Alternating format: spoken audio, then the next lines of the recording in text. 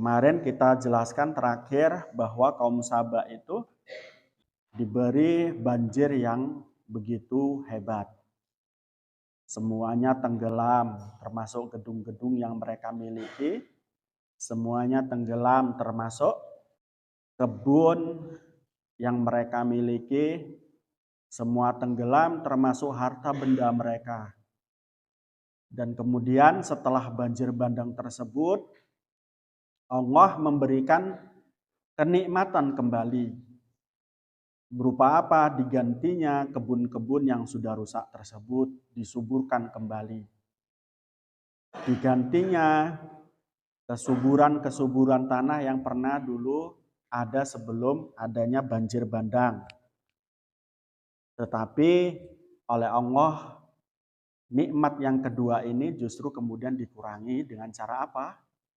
Mengurangi kenikmatan-kenikmatan yang salah satunya digambarkan buah tidak lagi manis.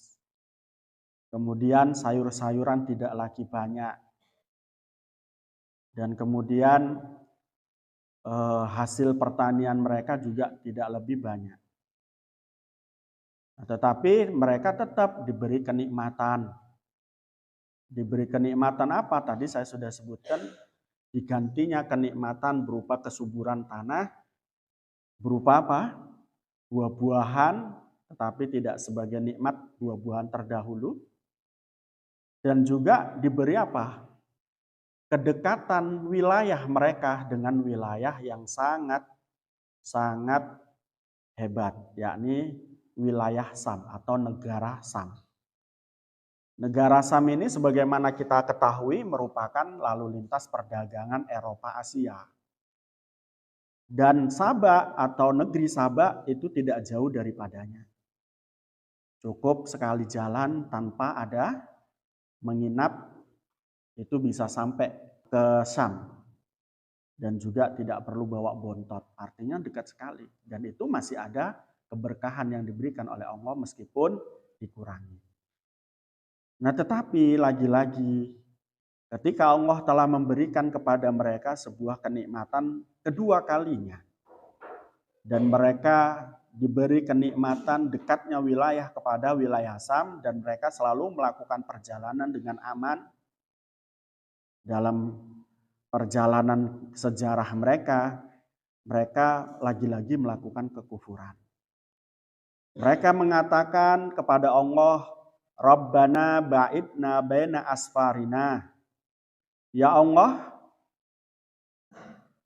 jauhkan dari kami segala sesuatu yang menjadi mara bahaya dalam perjalanan kami menuju Sam.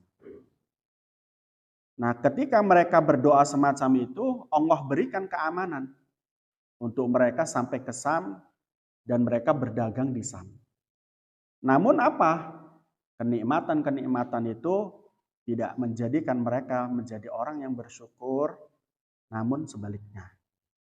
Wadzalamu anfusahum, mereka mendolimi diri mereka sendiri. Mendolimi diri mereka sendiri itu dengan cara apa? Apakah mereka bunuh diri? Tidak. Apakah mereka gantung diri? Juga tidak. Mendolimi mereka sendiri itu ada kalanya karena mereka tidak pernah bersyukur kepada Allah dan kufur kepada Allah. Jadi kalau kita sebagai seorang hamba, kok kufurnya tambah-tambah, itu sejatinya kita mendolimi diri kita sendiri. Baik nanti kerugiannya di dunia maupun kelak di akhirat. Di dunia, ketika kita tidak syukur kepada Allah, maka upaya Allah untuk memberi kita kenikmatan itu akan berhenti. Upaya Allah untuk memberi keberkahan itu akan berhenti. Upaya oleh Allah untuk kita dituntun hati kita ke jalan Allah itu juga berhenti. Bahkan hidayah Allah berhenti. Sementara kita butuh Allah untuk itu semua. Kita butuh Allah untuk itu semua. Dan ketika Allah menghentikannya, itulah kerugian kita. Sebab apa? Kita mendolimi diri kita sendiri. Jadi jangan katakan bahwa ketika kita mendolimi diri kita sendiri dengan cara maksiat kepada Allah, meski hati kita senang. Jangan katakan itu kita tidak mendolimi diri kita sendiri. Jangan katakan ketika kita menyenangkan diri kita itu adalah memberi kemanfaatan pada diri kita. Enggak hakikatnya. Karena ketika kita kufur kepada Allah, berarti kita itu mendolimi diri kita sendiri. Ya, zolamu anfusahum. Ketika mereka kufur kepada Allah tentang nikmat Allah, ya, Allah memberi mereka sesuatu yang tidak mereka inginkan. Nah, itu kan berarti mendolimi diri sendiri. Nah, apa yang Allah lakukan kepada mereka ketika mereka mendolimi diri sendiri dengan cara tidak bersyukur kepada Allah? Faja'alnahum ahaditha wa mumazzaqnahum kullu mumazzaq. Ya, kami jadikan mereka ini sebagai kaum yang menjadi objek perbincangan dari masa ke masa atas kekufuran mereka terhadap nikmat Allah.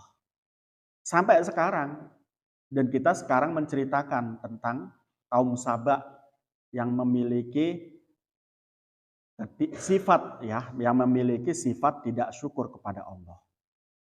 Nah, itu sajakah sejarah mereka itu ditentukan atau diabadikan oleh Allah dalam Al-Quran? Itu sajakah? Tidak. Wa mazaqnahum kulla mumazaq. Jadi mereka itu juga dipecah belah. Dipecah belah dalam beberapa wilayah.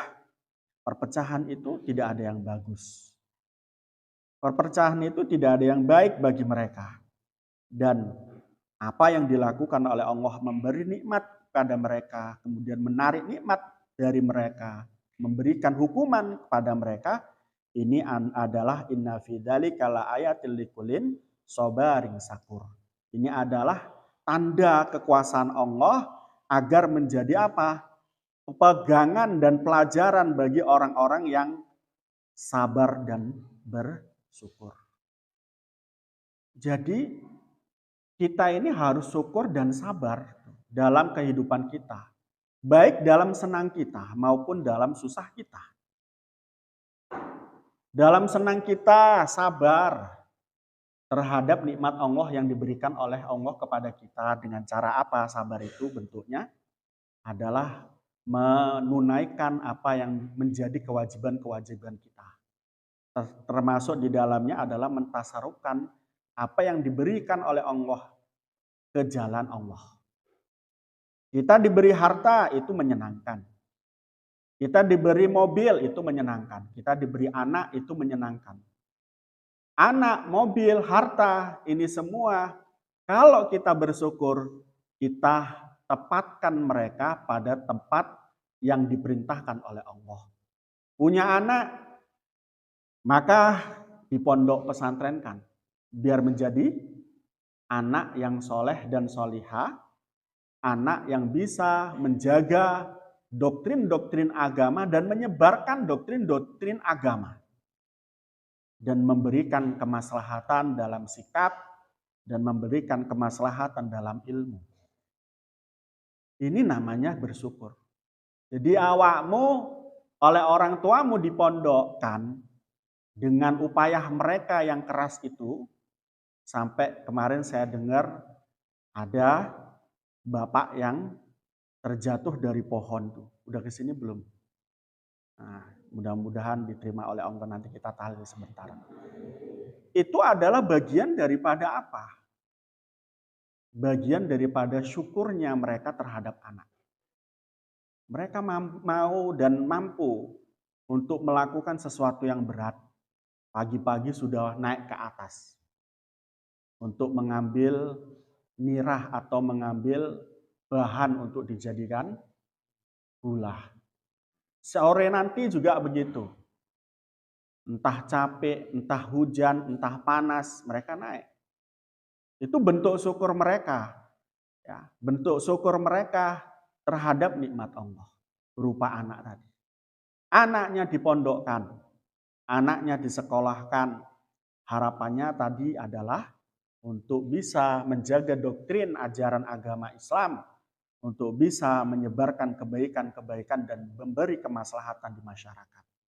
Itu adalah bagian dari perjuangan orang tua dan mereka bersyukur terhadap nikmat Allah berupa anak. Punya mobil juga sama. Mobil diarahkan dan digunakan untuk apa? Bukan untuk sombong-sombongan, tapi untuk bekerja. Lantas kemudian ketika bekerja dengan mudahnya menggunakan mobil, dia bersyukur. Gak mengeluh. Jangan mobilnya digunakan untuk yang aneh-aneh. Untuk sombong dan lain sebagainya. Tidak, jangan. Punya harta juga sama. Tempatkan harta tersebut. Di mana harta tersebut harus ditempatkan. Harta itu harus ditempatkan dan ditasarukan di jalan Allah. Tasarukan, ditempatkan di jalan Allah. Jangan digunakan untuk yang aneh-aneh, yang tidak dalam porsi sesuai ajaran agama Islam. Ini yang menjadi bagian daripada syukur dan sabarnya kita untuk tidak menggunakannya untuk maksiat. Ada orang tua nggak sabar terhadap anaknya. Kemudian mengatakan, leleh, dok, wes ndak usah sekolah-sekolah, wes ndak usah mondok-mondok, podo wae awakmu sekolah atau mondok sama saja goblok, sama saja besok ke pabrik-pabrik. Loh, ini namanya ndak sabar terhadap nikmat Allah, terhadap ujian Allah. Banyak kok mereka-mereka anak-anak dari orang yang tidak mampu, sekarang menjadi orang-orang hebat. Berperan di parlemen, berperan di legislatif, dan berperan sebagai ulama besar. Banyak. Rata-rata para ulama-ulama besar itu lahir dari rahim orang tua yang tidak memiliki apa-apa. Imam Ghazali kamu lihat sejarahnya. Bapaknya seorang apa? Hanya seorang penenun baju. Penenun baju dan seorang karyawan. Bukan pemilik perusahaan penenun baju. Tapi dia mampu membaca bahwa hidup ini harus dihentikan nasib yang semacam ini. Anak saya harus pintar. Ayah Imam Ghazali meninggal. Dititipkanlah seorang Imam Ghazali dan adiknya kepada teman yang termasuk juga ulama besar di kalangan wilayah Al-Ghazali pada waktu itu. Ini menjadi orang besar. Karyanya sampai sekarang kita kaji, kita baca, kita ambil teori-teorinya, pemikiran-pemikirannya. Imam Ghazali bukan anak orang kaya. Bukan anak orang yang berpunya. Tapi itulah orang tua. Ketika orang tuanya hebat, insya Allah anaknya juga hebat. Tapi sebaliknya, maka sebaliknya. Maka sebaliknya. Nah, berarti orang tua semacam yang tadi yang awal saya ceritakan, punya anak kemudian menganggap remeh terhadap satu pendidikan, itu tidak bersyukur. Ingat, la in syakartum la azidannakum wa la in kafartum in adzabi lasyadid.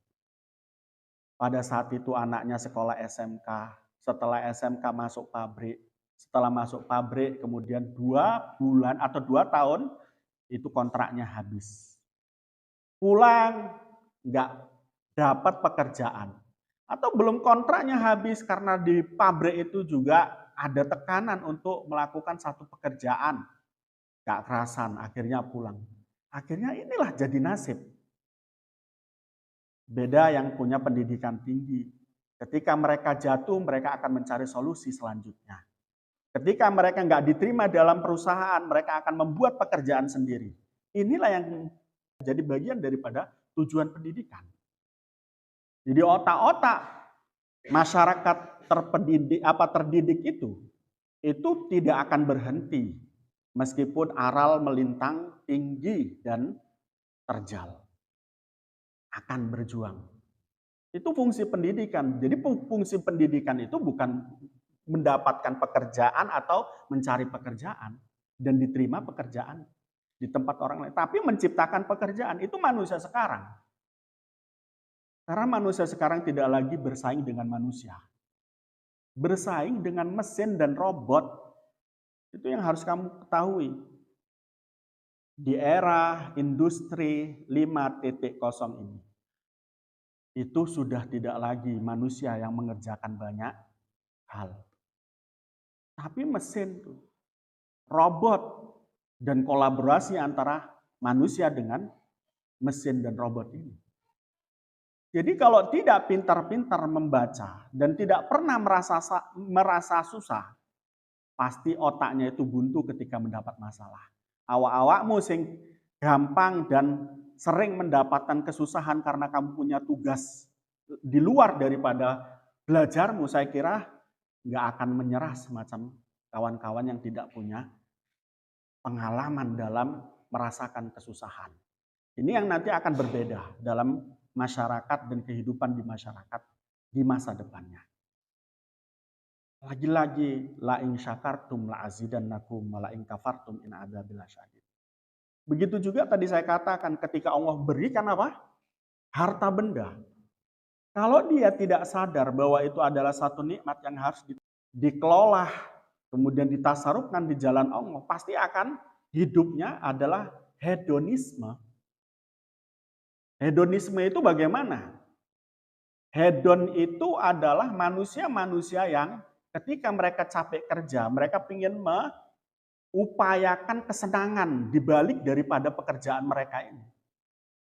Maka lihat, orang tidak punya apa-apa tapi nongkrongnya sekarang di kafe-kafe. Orang tidak punya apa-apa, besok entah makan apa, itu bisa ke supermarket. Nah, inilah hedon. Hedon itu adalah kehidupan yang kayak-kayaknya wah tetapi nggak wah. Dan masyarakat semacam ini berarti tidak bersyukur. Karena tidak punya kontrol kehati-hatian. Tidak sabar terhadap ujian Allah. Nah, orang-orang semacam ini satu saat akan mendapatkan apa? Ujian-ujian. Hanya orang-orang yang sabar dan orang-orang bersyukur, mereka akan menikmati kenikmatan yang hakiki, baik di dunia maupun di akhirat.